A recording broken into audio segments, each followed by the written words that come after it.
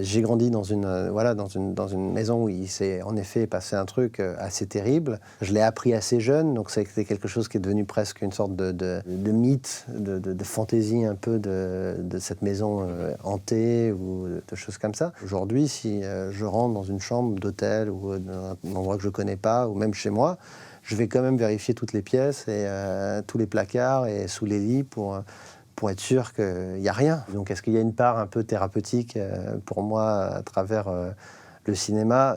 Sûrement.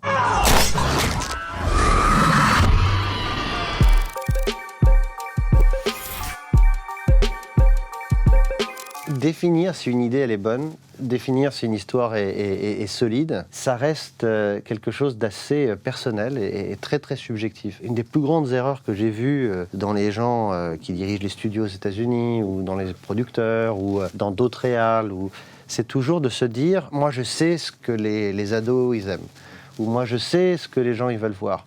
Ah mais ça, les gens, ils détestent. Pour moi, c'est un problème énorme. Et je préfère me dire que je ne sais pas du tout ce que veulent les autres, et plutôt me projeter moi en tant que spectateur, parce que je suis spectateur avant d'être réalisateur, scénariste, producteur, et de me dire, est-ce que moi, j'aimerais voir ça? Et je me dis que si moi, en tant que spectateur, je suis plutôt au bon public, j'adhère, j'aime cette histoire, je me dis que d'autres vont aussi l'aimer. Moi, quand je commence un projet, j'ai vraiment besoin au départ de tomber amoureux avec du sujet.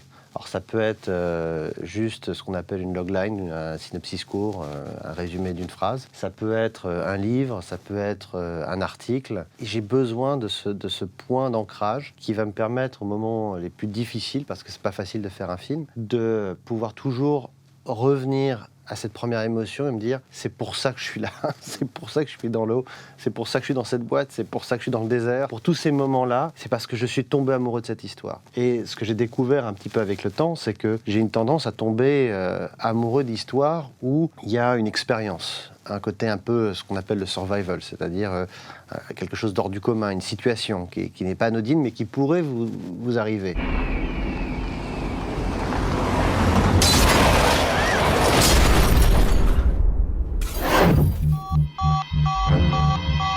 Did you find a signal? No, nothing. Je me mets dans le personnage, je suis avec le personnage, je comprends les situations. Ce côté un petit peu immersif, pour moi, est la graine qui va faire pousser le suspense. Cet élément de départ qui va être un peu la base pour générer évidemment la peur et l'angoisse.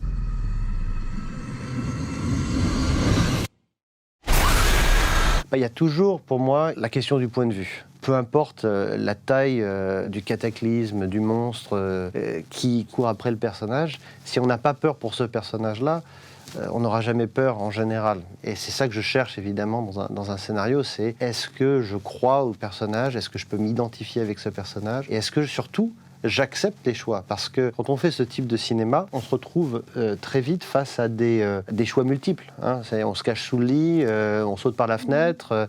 Tous ces choix-là, il faut y croire. Et il faut y croire en tant que spectateur. Et c'est vrai que c'est le vrai danger, c'est-à-dire que le moment où les gens font c'est n'importe quoi, et décrochent, c'est toujours ce problème-là qu'il faut gérer. J'ai l'impression que mon travail en tant que réalisateur, c'est presque de m'assurer, pas simplement à l'écriture, mais au tournage, au montage, qu'il n'y a à aucun moment ce que j'appelle des showstoppers, c'est-à-dire des moments où tout d'un coup, on va suspendre l'adhésion du spectateur et l'immersion du spectateur. C'est-à-dire que ce moment où il va ressortir du film, c'est l'ennemi de la narration. Et c'est ça que j'essaye d'éliminer en tant que réalisateur. C'est une grande partie de mon travail. Toujours paradoxal de dire je veux être le plus réaliste possible quand on fait des films surnaturels ou de science-fiction, et on se retrouve dans des situations qui sont évidemment pas réalistes parce qu'elles ne peuvent pas exister dans la réalité, ou pas encore en tout cas. Et on dit non, on veut être réaliste. Et c'est vrai que c'est aussi ça, le cinéma immersif, c'est de justement rendre ce monde irréel, réel, ou en tout cas logique, pour que le spectateur se projette dans le héros ou l'héroïne et puisse adhérer à ses choix. Alors, il y a plusieurs écoles sur les méchants. L'ancien patron de la Warner avait cette phrase célèbre où il disait « Un film est aussi bon que son méchant ». Donc, en effet, c'est vrai que plus le méchant est fantastique, nouveau, surprenant, terrible, ça aide parce que ça rend la chose très intéressante. En tout cas, ce qui me concerne, moi, je suis plus sur le personnage principal, qui est le vecteur pour moi dans le film. C'est-à-dire que j'ai l'impression que le méchant, il peut être fabuleux si je ne crois pas à ces acteurs qui vont devoir me prendre la main et m'amener de l'autre côté du miroir pour les suivre dans cette aventure. Voilà, pour moi, ça reste ça le plus important.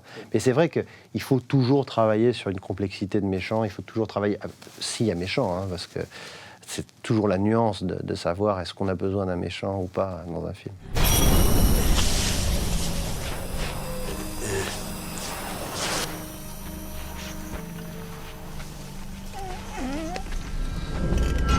Alors justement, Oxygène, c'est un film de tension, de suspense, de huis clos. Alors là, pour le coup, on est vraiment dans l'enfermement, dans la boîte. On a ce compte à rebours. Avertissement, niveau d'oxygène à 35%. Et finalement, l'ennemi reste assez flou. On ne sait pas vraiment qui c'est.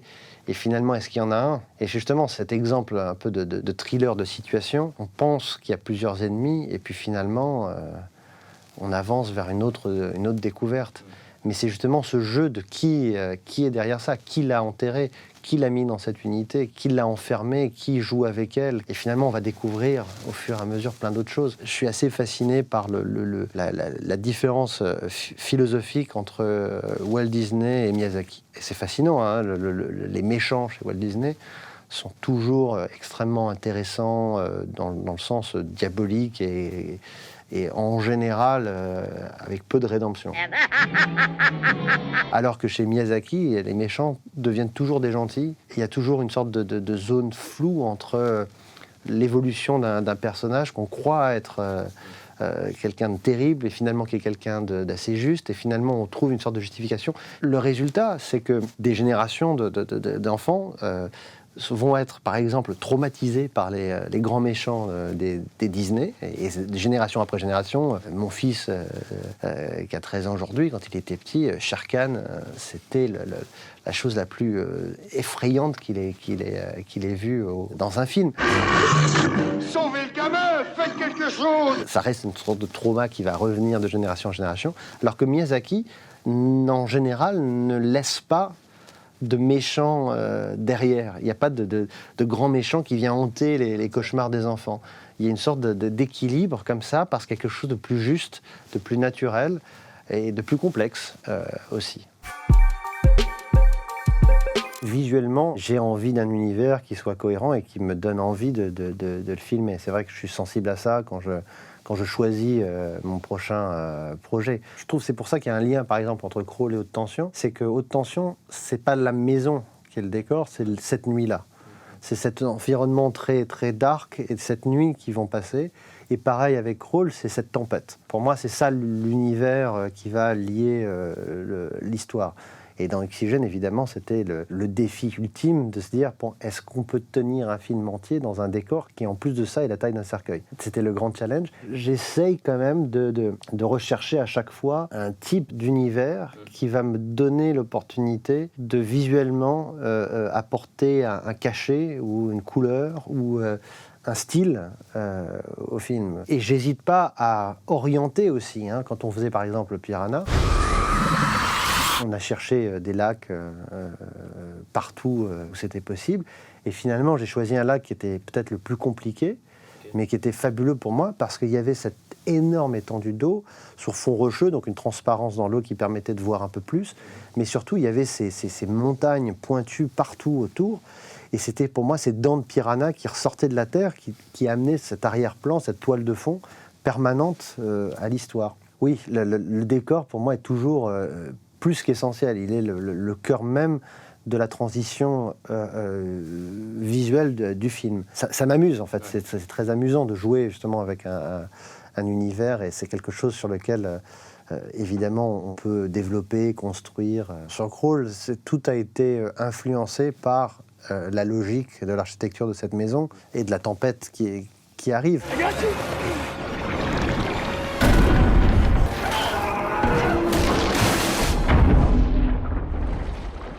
C'est-à-dire que j'essaie toujours d'être le plus réaliste possible, mais je m'autorise à me baser sur du réalisme le plus extrême. Ce qui veut dire, par exemple, que sur des survival comme Crawl, je veux dire que je vais me baser sur des références d'architecture, de soubassement, de tempête, de ciel plombé, d'alligator, mais évidemment, mes références, je vais aller vers les plus spectaculaires, vers les alligators les plus violents, vers le ciel plombé le plus dramatique, et finalement, c'est cette cumulation d'éléments réalistes qui sont basés sur des choses réelles, qui ensemble vont créer peut-être cet hyper-réalisme, on va dire, qui devient extrêmement stylisé et qui permet de faire un film plus dans le spectacle. Et c'est la même chose, évidemment, avec Oxygène, où la définition, la création de ce décor avec Jean Rabas, elle a été évidemment le moteur de la réécriture et de l'adaptation et aussi de la motivation pour Mélanie Laurent quand elle devait, pendant 20 jours, être à l'intérieur et jouer. C'est-à-dire que tout était logique autour d'elle. Et je me suis battu pour que, justement, elle puisse jouer avec tous ces écrans interactifs qui sont vraiment là au tournage et pas en post-production.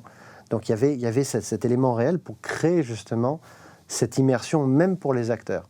Ça, c'est un autre élément qui est vachement important quand on fait ce type de film, c'est de mettre les acteurs le plus près de la situation. Quand on est dans le désert et qu'on fait La colline des yeux, on est dans le désert de nuit, on ne peut pas s'éloigner de la caravane ou du lieu de tournage parce qu'il y a des serpents, des scorpions, c'est vraiment un environnement sauvage et dangereux. Pareil sur Oxygène, elle est vraiment enfermée dans cette boîte. Donc il y a cet univers. Évidemment, dans Crawl, il n'y a pas d'alligator, mais on est dans l'eau, il y a la tempête, il y a le vent, il y a le froid, il y a des conditions qui sont super difficiles aussi pour l'équipe et pour les acteurs, mais qui quand même nourrissent une certaine performance. Alors, il n'y a pas de recette un petit peu pour... En tout cas, moi, j'en ai pas une pour gérer le suspense, la tension. Il y a un instinct, il y a une habitude, et je reviens encore une fois à ma première réaction. J'essaye autant que possible de redécouvrir le film, même quand je l'ai écrit, même quand je l'ai réalisé. C'est-à-dire que j'essaye à chaque fois de faire un peu table rase et de redécouvrir. J'imagine que c'est très proche du travail d'un chef en cuisine. C'est-à-dire qu'il y a évidemment une recette qui est le scénario, mais après il y a un dosage qui fait la différence. Donc il faut savoir aussi organiser le menu et penser justement au côté... Voilà, il ne faut pas que les spectateurs soient malades, qu'ils n'aient plus envie du dessert parce qu'ils ont trop mangé avant.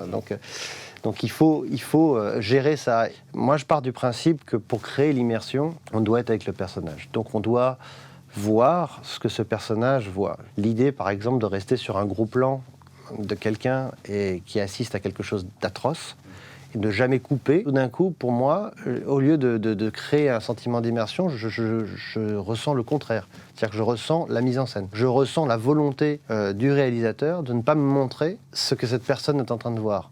En revanche, même si c'est très court, je vois ce qu'est en train de voir le personnage, là, tout d'un coup, je suis toujours avec la personne.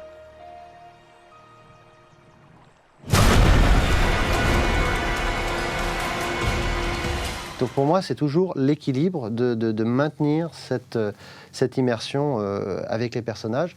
Et c'est ce qui me permet de rester collé. Donc finalement, l'application de cette règle toute simple, elle va définir énormément du gore. C'est-à-dire que si le personnage ne le voit pas, je ne vais pas aller le montrer pour le montrer. Ça ne m'intéresse pas. Donc c'est pour ça qu'il va y avoir une différence majeure entre la violence d'Haute Tension et la violence de Crawl. À plein d'égards, je trouve que Haute Tension et Crawl, même avec quasiment 16 ans ou 17 ans d'écart, sont des films très similaires. Le côté home invasion... et même dans la mise en scène, j'ai eu l'impression en faisant le film de revenir finalement à quelque chose de très haute tension. Mais c'est vrai que la violence n'est pas la même. Et pourtant, je ne me suis pas censuré sur ce qu'on allait montrer. Et en général, c'est un travail qui se fait aussi, évidemment, avec le producteur, le chef-op quand on est en tournage. Mais après, évidemment, au montage, c'est là où on finalise le tout. Et faire des films, c'est travailler avec des gens. Hein, et finalement, c'est trouver les bonnes personnes qui vont avoir le bon échange, le plus constructif possible, pour arriver au meilleur résultat. En effet, je les compte, je les isole dans le script. C'est-à-dire que je fais toujours à un moment donné une lecture où je regarde les moments où il va y avoir un jumpscare. Et en général, quand il y en a trop, je vais me concentrer sur ceux qui, je pense, sont les plus importants. Moi, je reste un défenseur du jumpscare. Il y a beaucoup de gens qui trouvent ça facile, qui trouvent ça, voilà. Mais moi, en tant que spectateur, j'aime ça. J'aime être terrifié, tout d'un coup, sursauter. J'aime cette relation comme ça, un petit peu de montagne russe avec le cinéma et ces sensations comme ça, un peu fortes qu'on peut avoir. Après, c'est dans le dosage. Il y a des films terrifiants où il n'y a pas de jumpscare. Je veux dire, Shining... en étant peut-être le plus bel exemple. You've had your whole fucking life to think things over. What good's a few minutes more gonna do you now? Il y en a où il y en a un seul. Et quel jumpscare. Des fois, un seul jumpscare dans un film qui est bien amené, qui est bien fait, peut avoir plus de force que des films qui sont que du jumpscare du début à la fin. Évidemment, comme on est... dans un cinéma qui ne nie pas la manipulation, je veux dire, la grammaire du cinéma de peur, c'est une grammaire qui se réinvente, où on va jouer avec les a priori, c'est-à-dire que des gens qui viennent voir un film, ils viennent avec tous les films de peur qu'ils ont vus avant, donc ils sont habitués à un certain code, à une certaine grammaire d'image. Évidemment, on joue avec ça, on les surprend, on prend les choses de travers. Il y a des exemples fabuleux justement avec James Wan qui a réussi à réinventer comme ça ces codes du jumpscare, du sursaut en le retardant comme ça, et donc les gens l'attendent, ça devient une pression incroyable et puis finalement ça arrive.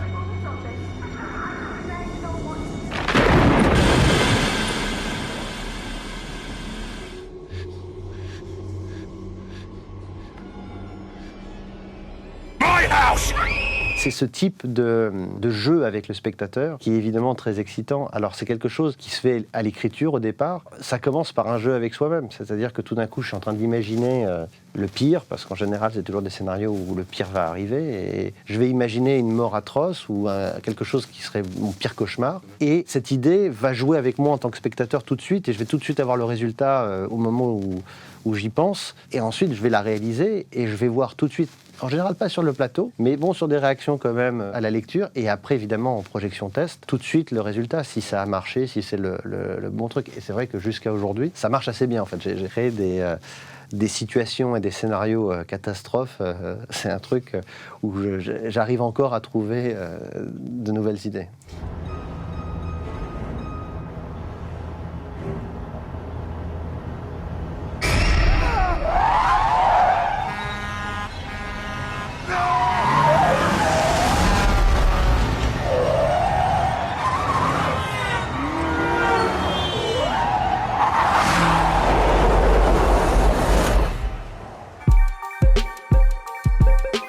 J'ai eu la chance de commencer à faire des films très tôt, à un âge où finalement j'étais pas vraiment préparé au travail avec les acteurs, où les acteurs me faisaient un peu peur. Voilà, quand je réalise Furia à 20 ans, j'ai pas encore les outils pour parler aux acteurs, je connais pas bien ça, donc c'est vrai que je pense que ça se ressent dans le film.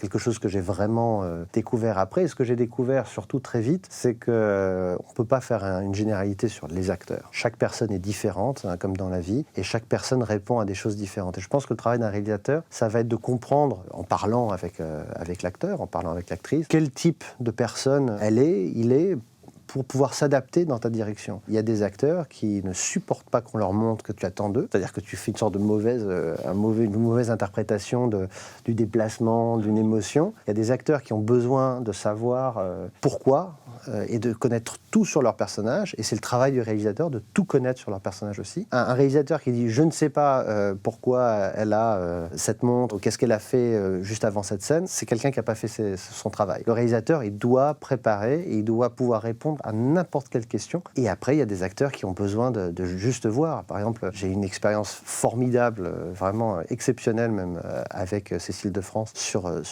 Haute Tension.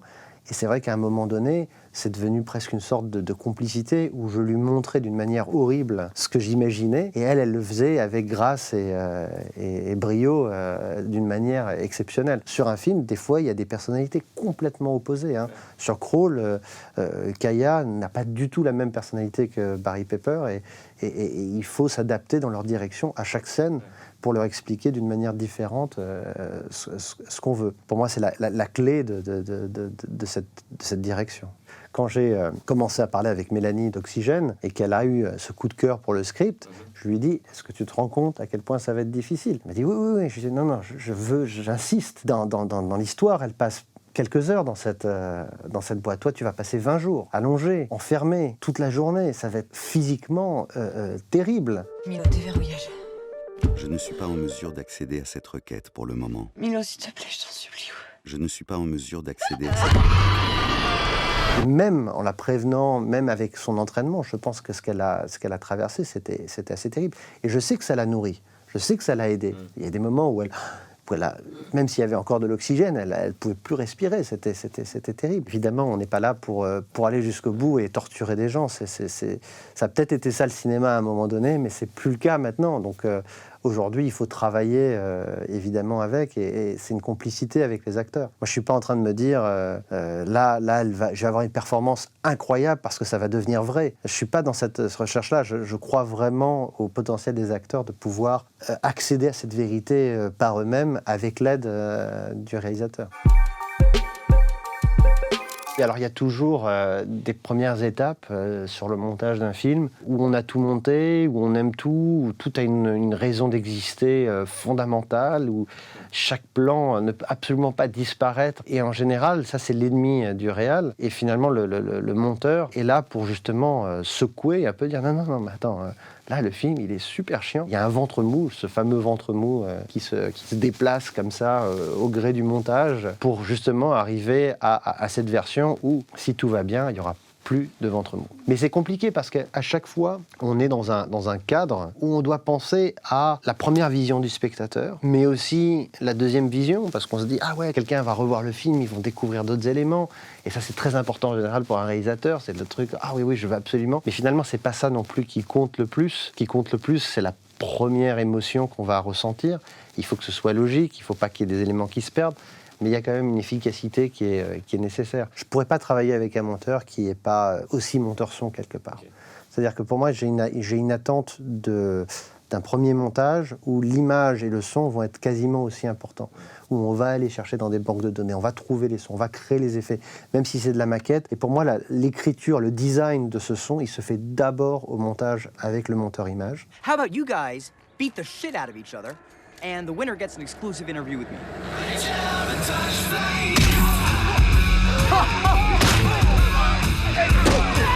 Et ensuite, le monteur son vient pour transcender en fait ce qu'on a fait, mais partir quand même de cette base-là, de cette écriture. Évidemment, il y a toujours des découvertes, il y a toujours des choses qu'on n'avait pas prévues qui vont améliorer.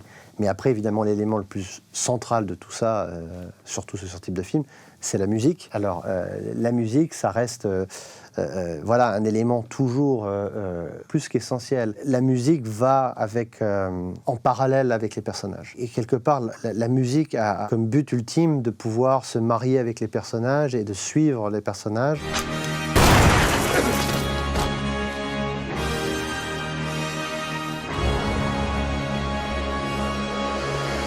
À travers cet univers visuel et sonore, la plupart du temps, on a rarement la musique avant de tourner, donc on utilise d'autres musiques de films, et finalement, c'est très dur en tant que réal de me détacher, d'oublier que cette musique-là, c'était pas la musique du film, et de découvrir une nouvelle musique. J'ai rencontré Rob sur le tournage de Maniac qu'il avait fait, et depuis, on a fait plusieurs projets. Il a fait Oxygène, on avait fait Horns ensemble, et justement, avec ma collaboration avec Rob, elle est complètement différente, parce que Rob va composer sur le scénario. C'est quelqu'un qui est extrêmement productif, très créatif, et grâce à ça, je vais pouvoir me construire mon univers musical pendant le tournage, que je vais retrouver au montage. Et évidemment, après, ça va s'affiner, ça va s'écrire à l'image, et ça fait une vraie différence.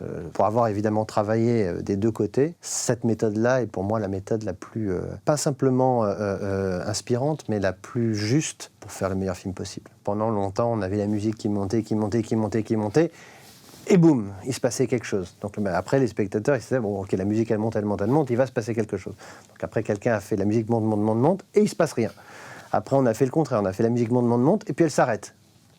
Ah, mais là, maintenant, les gens, ils savent que si elle s'arrête, c'est qu'il va se passer quelque chose. Donc il y a toujours une sorte de réinvention de cette grammaire-là, où il faut travailler avec les codes. Des fois, il faut faire un faux sursaut pour en créer un vrai derrière. Des fois, il faut complètement assumer. Un des jumpscares les plus efficaces de Crawl, c'est quand elle prend son téléphone et que d'un coup, il y a un éclair de lumière et le deuxième alligator apparaît derrière elle.